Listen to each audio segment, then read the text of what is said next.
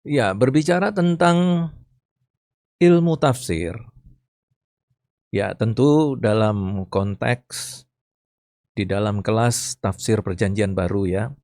Kalau kita berbicara tentang tafsiran, maka kita berbicara tentang hasil akhir dari suatu studi teologi.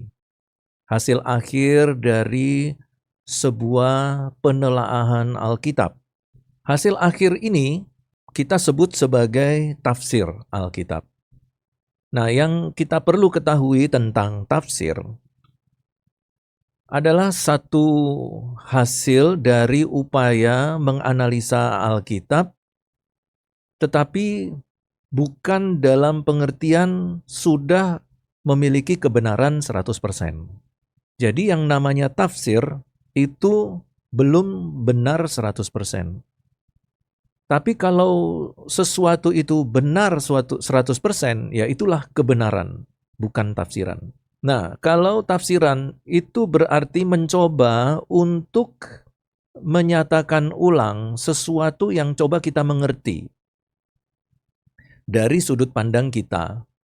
Jadi misalnya ada seseorang menyampaikan sebuah kalimat, maka kemudian kita mencoba untuk memahami kalimat orang itu, dan kemudian kita sampaikan dengan bahasa kita, dengan cara kita, dengan pola pikir kita. Nah, apa yang kita sampaikan itu adalah tafsiran. Tetapi kalau si A menyampaikan sebuah kalimat, lalu kita tidak menafsirkan, kita mengatakan apa adanya, berarti kita mengutip.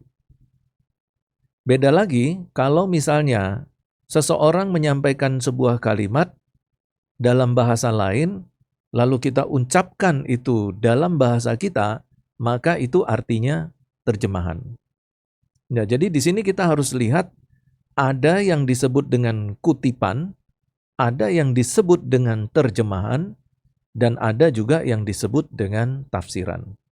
Nah, masing-masing kita sudah tahu perbedaannya di mana. Kalau kutipan itu sudah pasti 100% benar.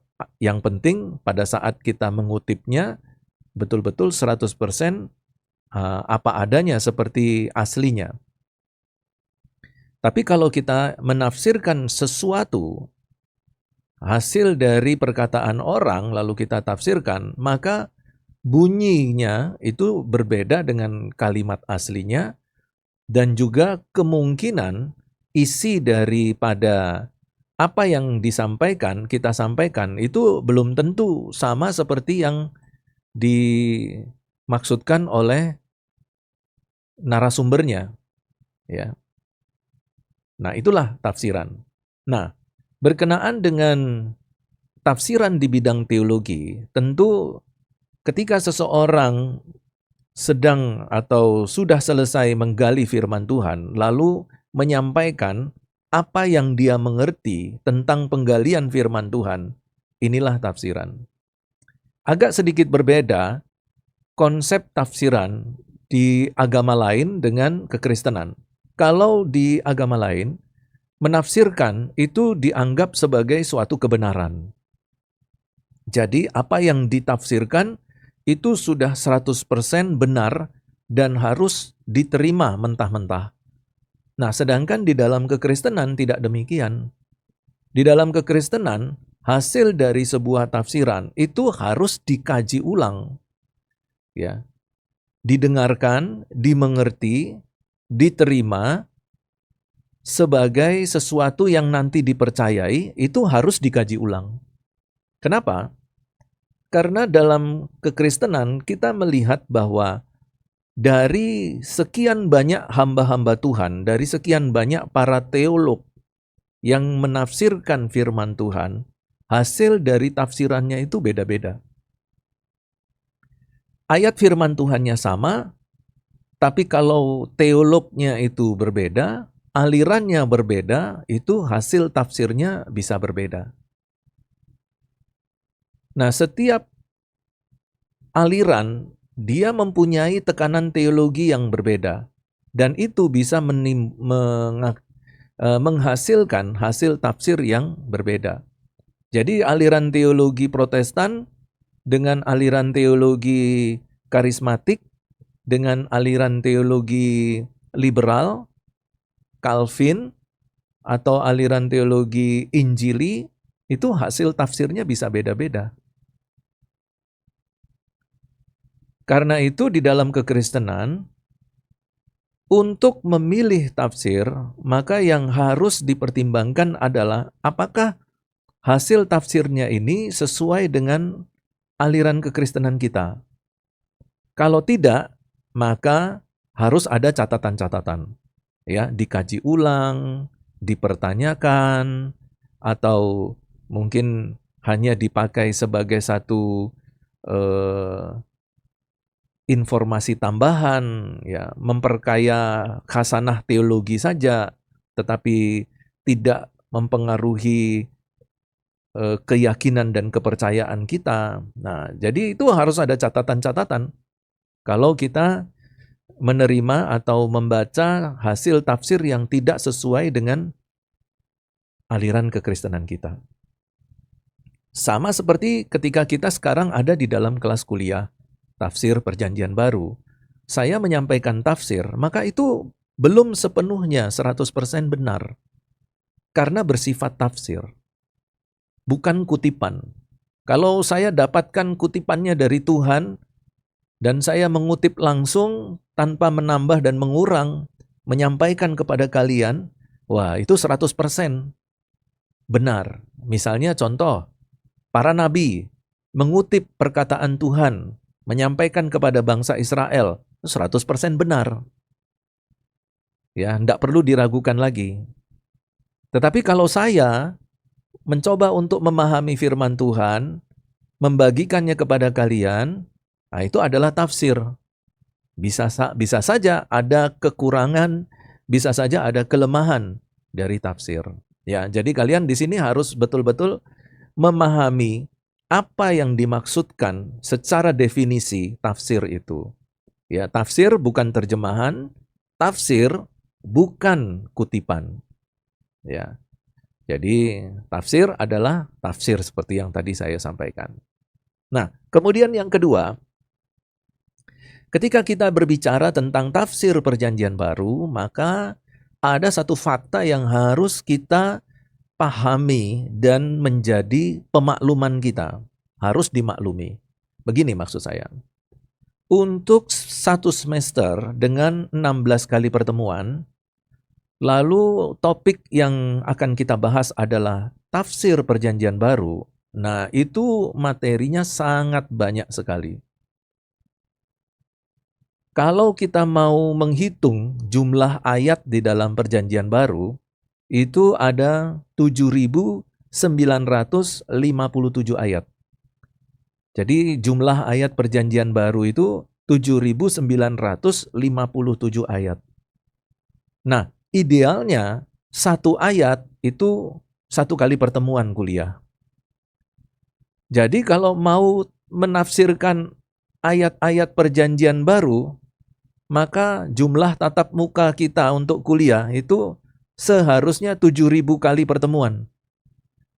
7.957 kali pertemuan. Ya itu kalau mau ideal. Ya tapi kalau kita pertemuan sampai hampir 8.000 pertemuan, kapan selesainya kuliah kita? Ya, kita kuliah satu semester loh hanya 14 kali pertemuan. 14 kali pertemuan untuk 7.957 ayat.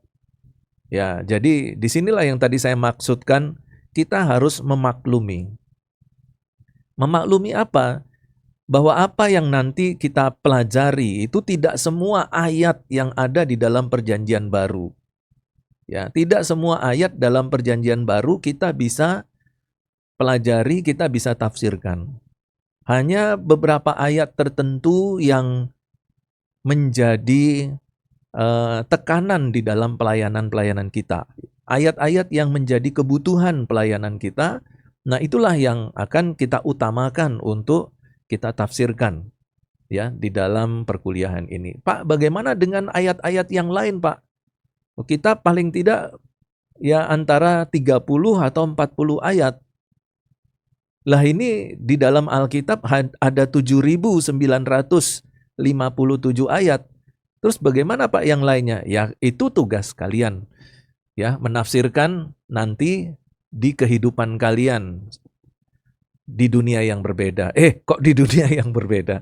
Di kehidupan kalian setelah perkuliahan ini. Itu loh maksud saya. Bukan di dunia yang berbeda, bukan. Jadi misalnya kalian sudah pelayanan, kalian sudah keluar dari STT, sudah lulus, ya kalian lanjutkan tafsirannya itu sampai seluruh ayat perjanjian baru itu semua ditafsirkan. Ya. Ini baru perjanjian baru saja ya.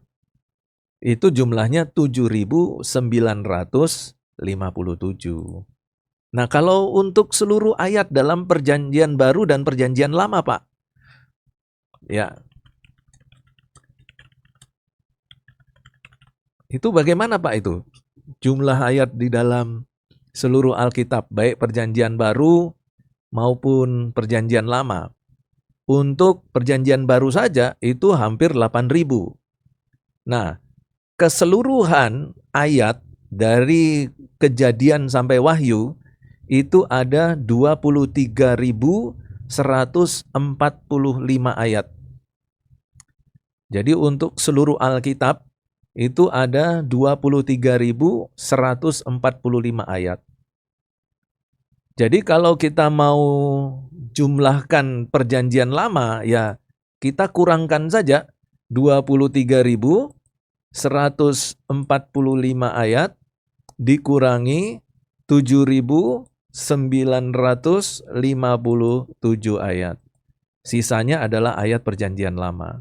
Jadi ayat perjanjian lama jumlahnya 15.188 ayat. Itu ayat perjanjian lama. Jadi kalau kita lihat 2 kali lipatnya ya dari perjanjian baru. Perjanjian baru kurang lebih 8.000, perjanjian lama 15.000. Ya tentu dalam 1 semester, dalam 2 semester pun tidak akan mungkin kita bisa selesaikan semuanya. Ya, hanya beberapa ayat saja. Nah, karena waktu kita itu terbatas, maka nanti di dalam perkuliahan tafsir perjanjian baru, kita akan pilih ayat-ayat yang memang menjadi ayat-ayat yang sangat kita butuhkan di dalam pelayanan-pelayanan kita. Jadi kita sesuaikan dengan kebutuhan-kebutuhan pelayanan.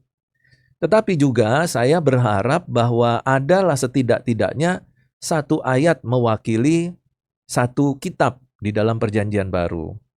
Jadi kalau di dalam perjanjian baru itu ada 27 kitab, ya setidak-tidaknya ada 27 ayat yang kita tafsirkan, masing-masing kitab satu ayat. Minimal. Ya, minimal. Nah, nanti kita lihatlah perkembangannya seperti apa. Nah, karena itu nanti kalian akan mendapatkan pembagian ayat sesuai dengan kitab yang berbeda. Ya. Berarti setiap orang mendapatkan pembagian ayat berbeda-beda dari kitab yang berbeda-beda untuk dipresentasikan. Supaya nanti seluruh kitab itu dapat kita tafsirkan walaupun cuma satu ayat gitu ya. Tapi ya saya berharap bisa lebih dari satu ayat. Kalau bisa 10 ayat, puji Tuhan. Ya, kalau hanya 2-3 ayat, itu sudah sangat bersyukur ya. Karena kita tahu jumlah ayat di perjanjian baru itu 8.000. Bahkan kalau misalnya saja ini ya, saya kasih semacam satu perbandingan. Kalau seorang mahasiswa teologi, dia mau menulis skripsi eksegese, maka skripsi eksegese itu bisa dia selesaikan kurang lebih antara 60 sampai 100 halaman. Dan pada umumnya eksegese yang dipakai oleh mahasiswa atau ayat-ayat yang dipakai untuk eksegese itu hanya satu ayat saja. Ya, ayat yang dipakai untuk eksegese itu hanya satu ayat. Tetapi satu ayat itu kalau dieksegesekan itu bisa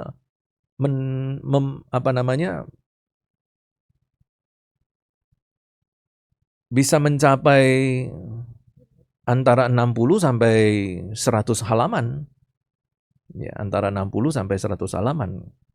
Itu bayangkan saja itu kalau kita mengeksegesekan 7.957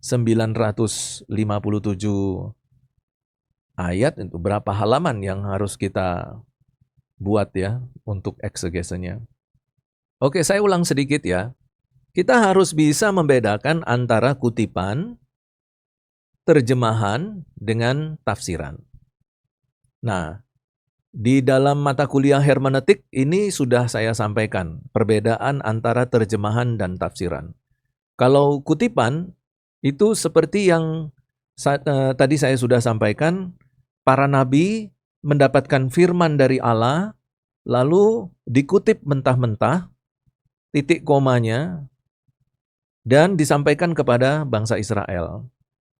Maka nilai kebenaran dari kutipan para nabi itu 100% benar. 100% benar. Karena mereka mengutip langsung, tidak menambah dan tidak mengurangi. Tetapi kalau menafsirkan itu beda, ya. Jadi kalau menafsirkan maka kita mencoba untuk mengatakan ulang apa yang kita dengar, apa yang kita baca dari Alkitab dengan kalimat kita, dengan cara berpikir kita, dengan pola hidup kita, dengan latar belakang kehidupan kita, dengan budaya kita, maka kita coba untuk memahami dan mengatakan ulang apa yang kita pahami. Itulah tafsiran. Karena itu hasil tafsiran seorang teolog dengan teolog lain itu sudah pasti berbeda. Dan antara teolog satu dengan teolog lain itu sudah jelas perbedaannya kalau aliran kekristenannya beda. Teolog A, Protestan, teolog B, karismatik, teolog C, Injili. Hasil tafsirnya bisa beda-beda itu. Ya. Karena itu untuk meyakini sebuah hasil tafsir, yang pertama yang harus menjadi pertimbangan kita, apakah dia satu aliran Kristen dengan kita. Dan seterusnya itu tadi kita sudah bahas sama-sama. Ya. Dan dalam pertemuan kita tidak mungkin akan menyelesaikan 7.957 ayat Alkitab Perjanjian Baru, ya. Dan saya berharap sekalipun demikian, saya berharap setiap kitab itu dapat kita tafsirkan paling tidak 1 atau 3 ayat yang nanti mewakili kitab itu untuk kita bahas dalam pertemuan kita. Nah, untuk itu sekarang kita akan coba mulai dengan Perjanjian Baru di kitab Matius. Nah, ada beberapa hal yang akan saya sampaikan berkaitan dengan tafsir singkat dalam kitab Matius, yang tentunya ini akan melandasi kita untuk masuk dalam tafsir kitab Matius yang lain ya, ayat-ayat yang lain. Dan yang berikutnya yang ingin saya sampaikan adalah bahwa ketika kita mempelajari Matius, maka secara tidak langsung kita juga akan mempelajari Markus dan juga Lukas. Puji Tuhan kalau itu ada di Yohanes. Kenapa? Karena kitab Injil ini masuk dalam golongan kitab Injil sinoptik. Apa yang dimaksudkan dengan kitab Injil sinoptik? Yaitu kitab Injil yang memiliki keserupaan isi. Jadi antara Matius, Markus, Lukas, Yohanes, itu ada bagian-bagian tertentu yang memiliki keserupaan isi. Walaupun tidak sama, tetapi serupa. Nah, keserupaan isi dilihat dari berbagai sudut pandang penulis kitab-kitab Injil, itulah Injil sinoptik. Ya, jadi kita berharap bahwa dengan mempelajari dan menafsirkan kitab Matius, itu sudah termasuk juga kita mempelajari dan menafsirkan kitab Markus, Lukas, puji Tuhan kalau itu juga termasuk Yohanes. Baik, kita coba lihat di dalam Injil Matius pasal 1 dulu, yaitu berkaitan dengan silsilah Yesus Kristus. Ada 2 ayat yang menjadi tekanan penafsiran saya berkaitan dengan silsilah Yesus Kristus itu, yaitu di Matius pasal 1 ayat yang ketiga. Saya bacakan Matius 1 ayat yang ketiga. Yehuda memperanakkan Peres dan Zerah dari Tamar. Ya, di sini saya garis bawahi ada satu nama, yaitu Tamar. Ya, Tamar ini ternyata pernah mengalami satu masalah ya di dalam kehidupannya, yaitu berkaitan dengan perzinahan. Karena kalau kita melihat siapa Tamar, maka nanti kita akan bertemu dengan satu cerita yang membuat kita jadi sedikit berpikir, kenapa nama ini ada di dalam silsilah Tuhan Yesus Kristus. Tamar itu adalah nama perempuan yang disebutkan dalam Perjanjian Lama di Alkitab Kristen. Yang dimaksudkan Tamar di sini adalah putri Daud yang diperkosa oleh Amnon, saudara tirinya. Ia kemudian hidup dalam kesedihan dan kehinaan. Jadi kalau kita lihat itu ada di dalam 2 Samuel 13. Kemudian ada juga Tamar yang lain, itu adalah seseorang, ia berani menyamar sebagai pelacur untuk mendapatkan haknya sebagai istri dari Shelah, adik ipar. Ia juga termasuk dalam silsilah Yesus, dalam Kejadian 38. Kemudian ada juga Tamar putri Absalom, yang merupakan cucu perempuan Daud. Ia adalah ibu dari Maaka, istri Rehabeam, Raja Yehuda. Nah, kalau kita perhatikan di sini, ada Tamar, kemudian dalam ayat yang kelima, saya bacakan, Salmon memperanakkan Boas dari Rahab. Perhatikan Rahab, ada nama Rahab. Boas memperanakkan Obed dari Rut. Obed memperanakkan Isai. Di sini ada 3 nama yang bermasalah. Tamar, Rahab, dan Rut. Tamar memiliki persoalan, yaitu dia pernah diperkosa oleh saudara tirinya Amnon. Kemudian yang berikutnya ada yang namanya Rahab.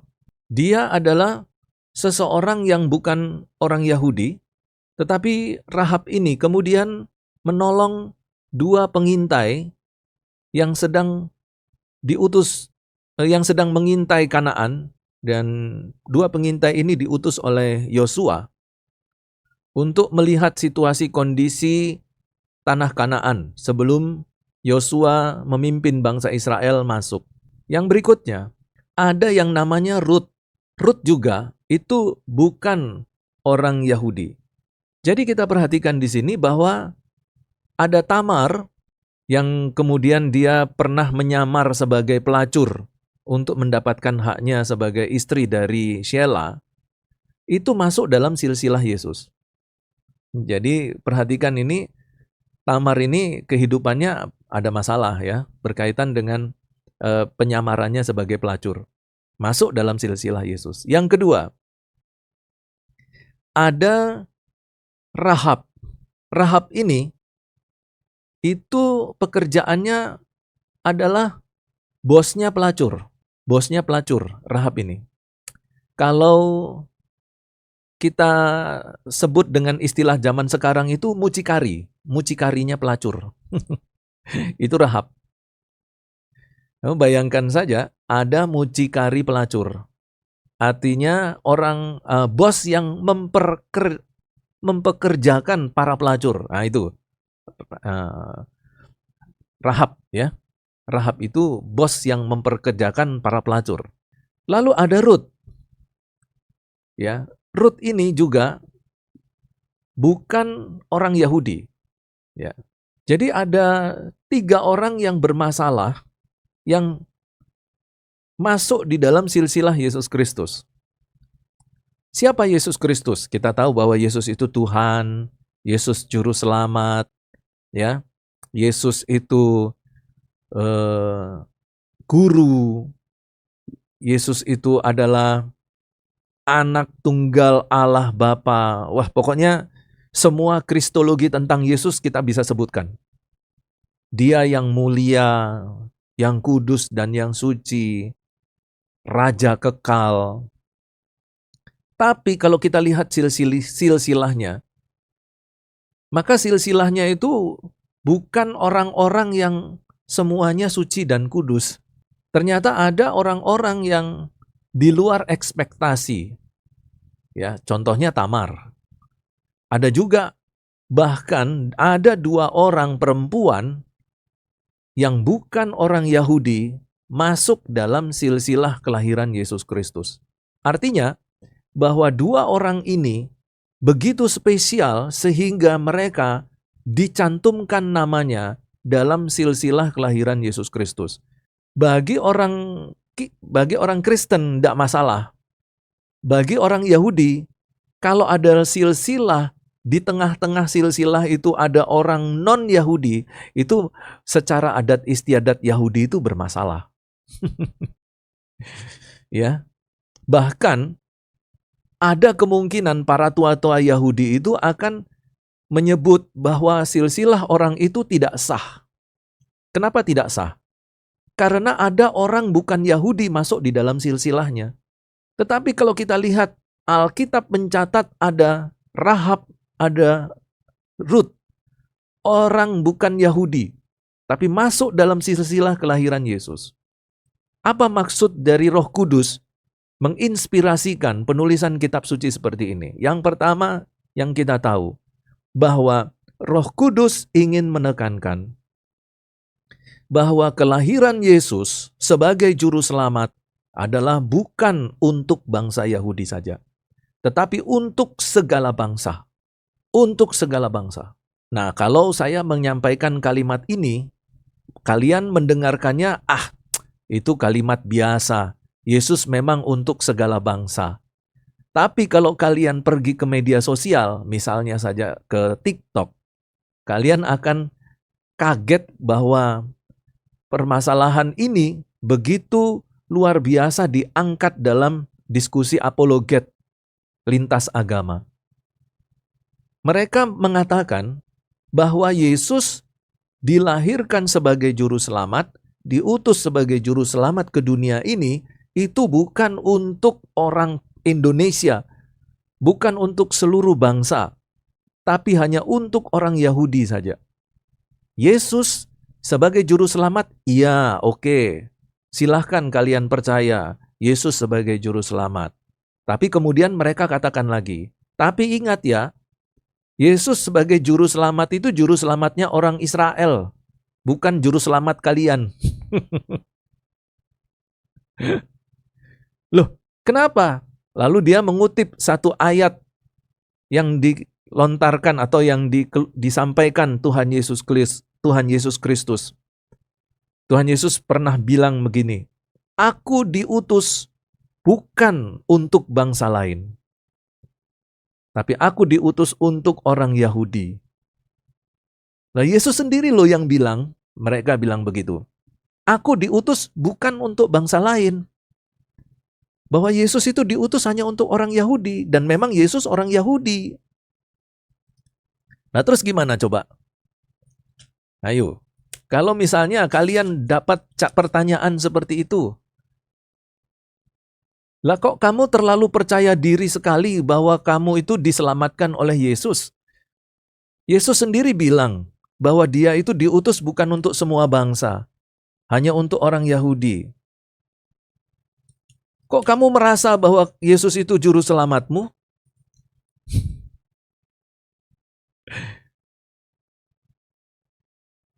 Gitu. Nah, ini saya mau carikan ayatnya, yaitu di Matius 15. Ya, di Matius 15 Di sini saya bacakan ya dari Alkitab saya nih. Matius 15 ayat 24.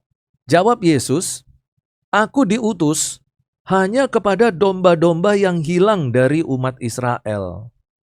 Loh, betul ya? Kalau kalian ada Alkitab di situ, Alkitab elektronik ataupun Alkitab buku, silahkan lihat di Matius 15 ayat 24. Ya, kita baca dari ayat 23 ya. Tetapi Yesus sama sekali tidak menjawabnya. Lalu murid-muridnya datang dan meminta kepadanya, "Suruhlah ia pergi. Ia mengikuti kita dengan berteriak-teriak." Siapa ini ya? Ia ini siapa? Di situ disebutkan ayat 22, datanglah seorang perempuan Kanaan. Jadi ada orang yang bukan Israel, perempuan bukan Israel, datang kepada Yesus dengan berteriak, "Kasihanilah aku."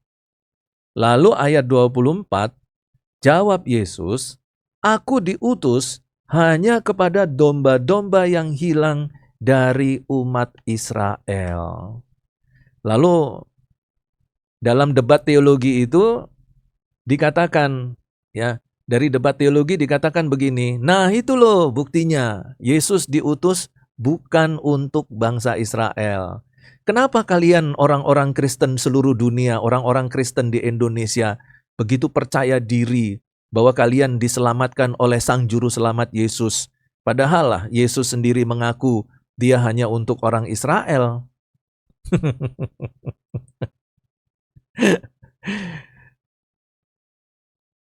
Nah, jadi begini, kalau kita melihat dalam konteks Matius pasal 1 tadi, ya, bahwa ada dua perempuan yang bukan Yahudi, yaitu Rahab dan juga Rut.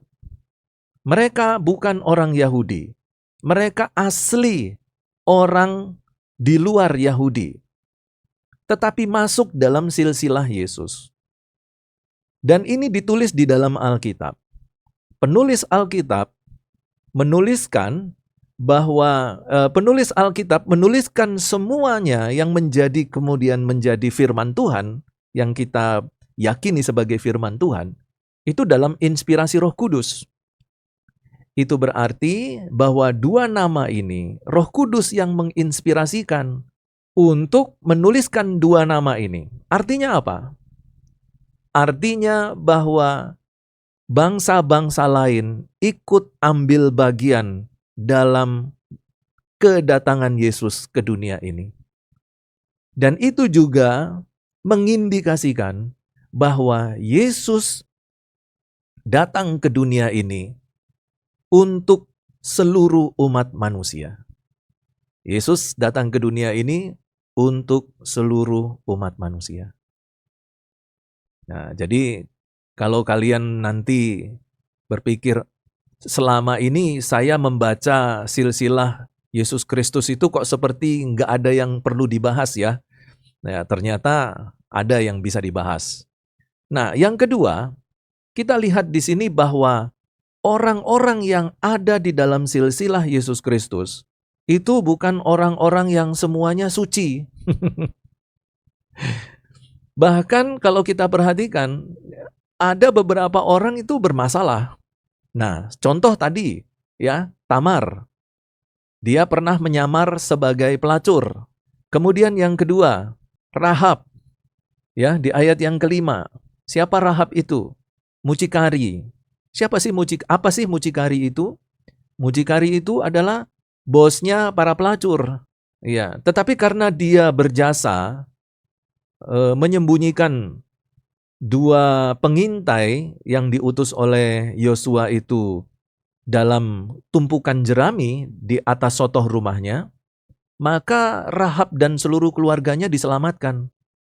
Bahkan kemudian dia menjadi bagian dari orang Israel, ya, diakui sebagai bangsa Israel bukan berdasarkan keturunan. Dan juga Rahab pada akhirnya juga dia mengambil bagian sebagai salah satu orang sebagai nenek moyang dari Tuhan Yesus Kristus secara jasmani, ya, secara jasmani. Ya, jadi kalau melihat dari semua ini, maka kita akan semakin yakin bahwa Yesus bukan saja hanya untuk orang-orang Yahudi, tetapi Yesus juga untuk bangsa-bangsa lain. Dia datang untuk semua bangsa di seluruh muka bumi ini. Oke, sampai di sini ada pertanyaan? Sebelum saya lanjutkan dengan satu ayat lagi. Kalau tidak ada pertanyaan, kita akan masuk kepada ayat yang berikutnya yang perlu kita tafsirkan, yaitu di ayat yang ke-21 dari pasal 1, masih pasal 1, di ayat yang ke-21. Di sini dikatakan, ia akan melahirkan anak laki-laki dan engkau akan menamakan dia Yesus, karena dialah yang akan menyelamatkan umatnya dari dosa mereka. Oke, kita masukkan juga ayat 20 ya. Kita ulang dari ayat 20. Tetapi ketika ia mempertimbangkan maksud itu, malaikat Tuhan nampak kepadanya dalam mimpi dan berkata, Yusuf, anak Daud, janganlah engkau takut mengambil Maria sebagai istrimu, sebab anak yang di dalam kandungannya adalah dari Roh Kudus. Nah, di sini perhatikan, saya memberi tekanan pada kalimat yang terakhir. Sebab anak yang di dalam kandungannya adalah dari Roh Kudus. Mari kita lihat bahasa asli dari Alkitab ini, dari ayat ini. Bentar ya, saya bukakan bahasa aslinya. Ayat Matius 1, ayat yang ke-20. Mephobetes paralabein Marian te gunaika su togar en autu geneten en ek pneumatos estin hagiu. Nah, jadi di sini disebutkan Mephobetes, ya, jangan takut, tidak boleh takut Maria. Kamu tidak boleh takut, ya. Dan Maria ini disebut dengan Marian ten gunaika. Ya, ten gunaika su, bahwa di dalam kandunganmu, ya, kalau di dalam bahasa Yunaninya disebut en aute geneten ek pneumatos estin hagiu. Jadi di dalam kandunganmu, di dalam, ya, ek pneumatos estin hagiu. Nah, yang menarik di sini bahwa ada dua preposisi. Preposisi yang pertama adalah en. Ya, preposisi en aute geneten. Jadi di dalam, en itu di dalam. Ya, jadi di dalam, itu di dalam kandungan. Lalu kemudian ada preposisi yang kedua, yaitu ek pneumatos estin hagiu, yaitu ada sesuatu yang keluar dari Roh Suci. Jadi keluar dari Roh Suci sesuatu yang kemudian masuk ke dalam kandungan Maria. Jadi di sini kita lihat ada dua preposisi yang penting yang menjadi dasar dari penafsiran kita tentang kemanusiaan dan keilahian Yesus Kristus. Ya, seringkali kemanusiaan dan keilahian Yesus Kristus ini dipermasalahkan dalam debat-debat teologi. Nah, sekarang saya ingin menyampaikan satu dari sekian banyak jawaban yang menjelaskan bahwa Yesus Kristus itu adalah manusia sejati dan Yesus Kristus itu juga adalah Allah sejati. Nah, dari Matius 1 ayat 20 ini. Jadi di sini dikatakan en aute geneten ek pneumatos estin hagiu. Ini kalau ada waktunya masih panjang, kita bisa lihat di papan tulis ya. Saya bisa jelaskan melalui papan tulis. Tapi karena waktunya sudah mau habis, jadi Saya kasih gambaran umum dulu, nanti dalam pertemuan berikutnya saya akan lanjutkan karena ini penting sekali dalam menjadi fondasi kristologi kita. Jadi di dalam bahasa Yunaninya disebutkan togar en aute, ya, en aute geneten, di dalam kandungan Maria. En aute geneten, di dalam kandungan Maria. Ek pneumatos estin hagiu, keluar dari Roh Kudus. Jadi ada sesuatu yang keluar dari Roh Kudus, pneumatos estin hagiu. Itu pneumatos estin hagiu itu roh yang suci. Ek itu keluar dari. Jadi dari roh yang suci keluar sesuatu masuk ke dalam NAUT geneten, masuk ke dalam kandungan. Kandungannya siapa? Ya, Marian ten gunakai. Marian ten gunaika. Jadi betul-betul ditekankan bahwa Maria seorang manusia yang memiliki kandungan, dia adalah seorang betul-betul asli perempuan, memiliki rahim, dan di dalam rahim itu ada sesuatu yang masuk ke dalam rahim Maria dari pneumatos estin hagiu, roh yang suci. Nah, dari sini kita bisa lihat bahwa cikal bakal hadirnya seorang bayi di dalam rahim Maria itu dari pneumatos estin hagiu, dari roh yang suci. Dan cikal bakal dari roh yang suci ini, sesuatu yang keluar dari roh yang suci, masuk ke dalam rahim, lalu kemudian dari situ hadirlah bayi Yesus Kristus. Dari situ hadirlah bayi Yesus Kristus. Nah, di kesempatan mendatang saya akan menunjukkan kepada kalian ada beberapa hal yang menjadi alternatif kelahiran Yesus Kristus itu atau eksistensi hadirnya Yesus Kristus di dalam rahim itu ada beberapa alternatif.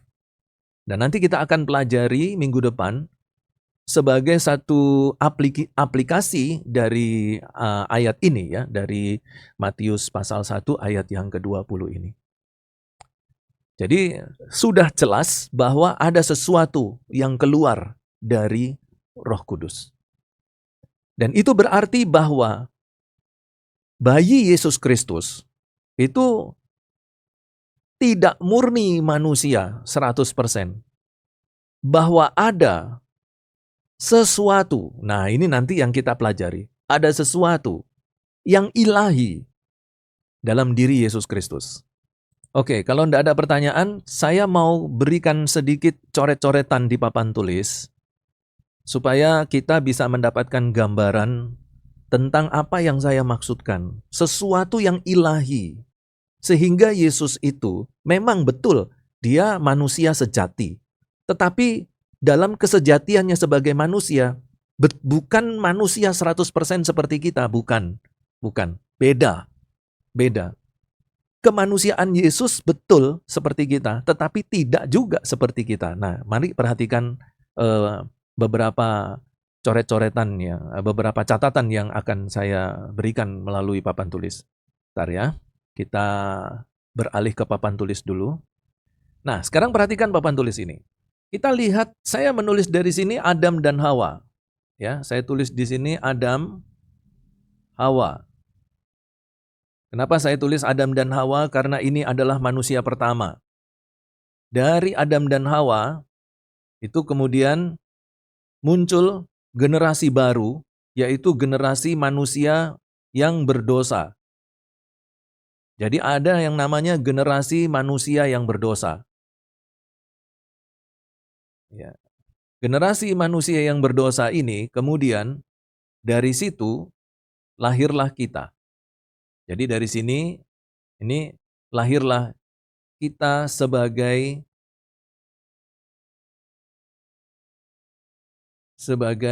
manusia. Nah, kita sebagai manusia ternyata diciptakan Tuhan itu dengan memiliki 3 unsur. Ya, kita sebagai manusia itu diciptakan Tuhan memiliki 3 unsur, yaitu tubuh, jiwa, dan roh. Nah, roh di sini, roh huruf kecil ya. Jadi, yang harus menjadi catatan kita dalam melihat eh, catatan papan tulis ini, bahwa kalau saya bicara tentang kita sebagai manusia, itu berarti kita sebagai manusia yang berdosa. Oke, sekarang mari kita lihat di mana Yesus Kristus. Saya tulis di sini, Yesus Kristus. Dari Adam dan Hawa, muncullah bangsa umat pilihan Allah Israel. Dari Israel terus turun-temurun sampai kepada Maria. Sampai di Maria, nah disinilah letak berbedanya. Ya, letak perbedaannya. Yang pertama, Maria tidak membutuhkan suami. Jadi di sini saya kasih silang. Maria tidak membutuhkan suami,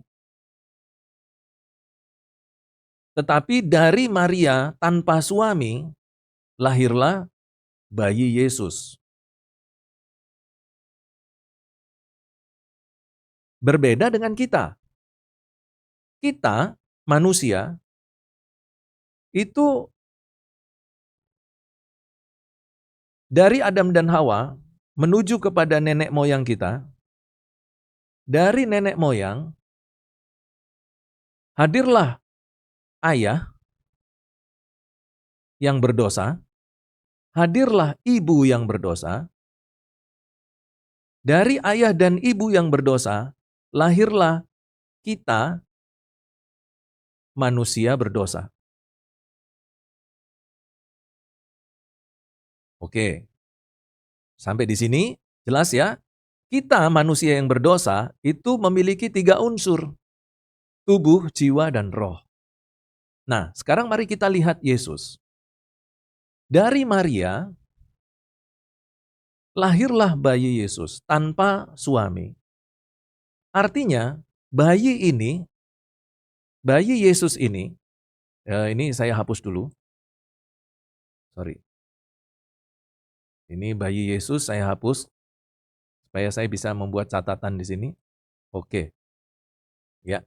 Dari Maria, dia tidak berkontribusi, ya. Tidak berkontribusi.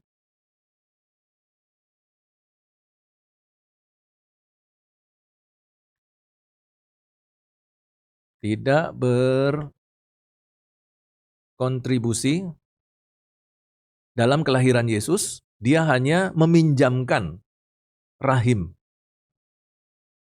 Itu juga tidak ada juga peran dari suami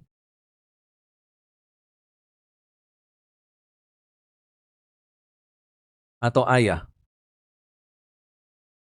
Ya. Itu berarti terputus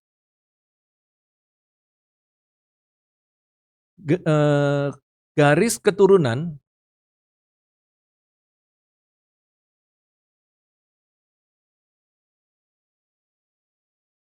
manusia berdosa.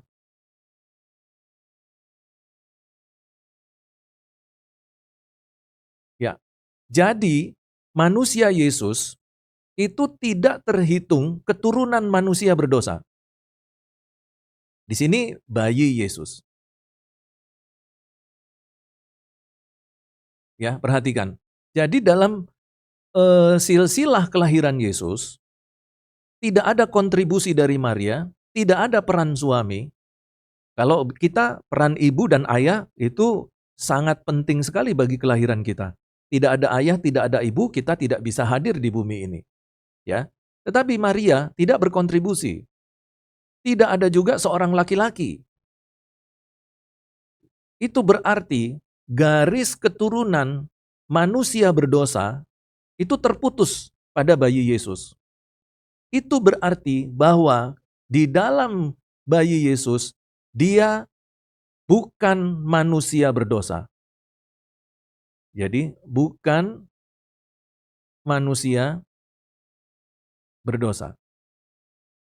Oke, ini dari segi silsilah kelahiran Yesus itu sudah terputus. Keturunan manusia berdosa itu tidak terjadi pada bayi Yesus. Yang kedua, bahwa ada yang disebut dengan bahasa Yunaninya tadi. Ini saya kopikan bahasa Yunaninya, mudah-mudahan bisa tampil. Oh, bisa. Nah, ini bahasa Yunaninya.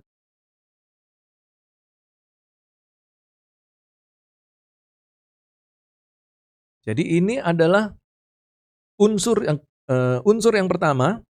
Ini bagian yang pertama A. Dari sisi kemanusiaan, bagian yang kedua B dari sisi ilahi. Ek pneumatos estin hagiu. Keluar dari roh yang suci. Sesuatu. Nah, kita tidak tahu sesuatu itu apa. Alkitab tidak gambarkan sesuatu itu apa. Ya, tetapi itu ek pneumatos estin hagiu. Keluar, dia masuk ke dalam rahim Maria. Itu berarti bahwa ada sesuatu yang ilahi yang keluar dari roh yang suci ada di dalam bayi Yesus. Nah, itulah yang kemudian menjadi unsur bahwa Yesus itu adalah Tuhan 100%. Dia manusia 100%, tetapi dia juga Allah 100%. Kenapa? Karena di dalam bayi Yesus ada ek pneumatos estin hagiu. Ada sesuatu yang keluar dari roh yang kudus. Makanya disebutkan dilahirkan dari roh kudus.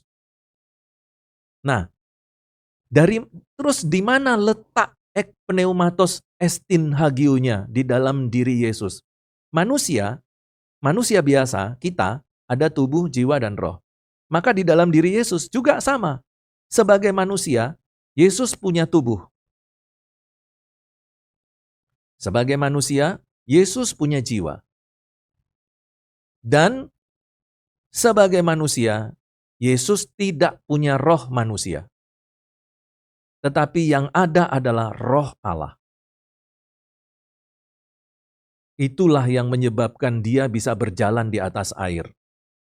Itulah yang menyebabkan Yesus bisa berkata, dosamu diampuni. Itulah yang membuat Yesus bisa memberi makan 5.000 orang. Itulah yang membuat Yesus berkata kepada pohon ara, keringlah engkau, maka seketika pohon itu kering. Bahkan Yesus juga dapat menghardik angin ribut, bukan manusia ya. Angin itu bisa dihardik dan angin itu pun taat. Kenapa? Karena di dalam diri Yesus tidak ada roh manusianya. Kenapa kok tidak ada roh manusia? Karena tidak ada kontribusi dari Maria, tidak ada juga peran dari ayah. Kelahiran Yesus beda. Maka roh yang ada pada manusia Yesus adalah roh Allah. Sedangkan kita, roh yang ada pada diri kita sebagai manusia adalah roh manusia. Seperti roh yang ada pada ayah kita, seperti juga roh yang ada pada ibu kita. Itulah roh yang ada pada diri kita. Yesus tidak. Maria hanya menitipkan. Maria hanya menitipkan. Yusuf juga tidak punya peran apa-apa, tidak berkontribusi. Maka disinilah terputus garis keturunan kemanusiaan yang berdosa itu terputus. Artinya, dosa keturunan itu tidak terjadi pada diri manusia Yesus. Beda sama kita. Kita dari Adam dan Hawa, dari nenek moyang, ada ayah, ada ibu, kita lahir, itu semua kena dosa keturunan. Yesus tidak. Dari segi manusia terputus garis keturunan manusia berdosa, dari sisi ilahi ada ek pneumatos estin hagiu. Sehingga roh yang ada pada manusia Yesus bukan roh seperti kita, tapi roh Allah. Pneumatos estin hagiu.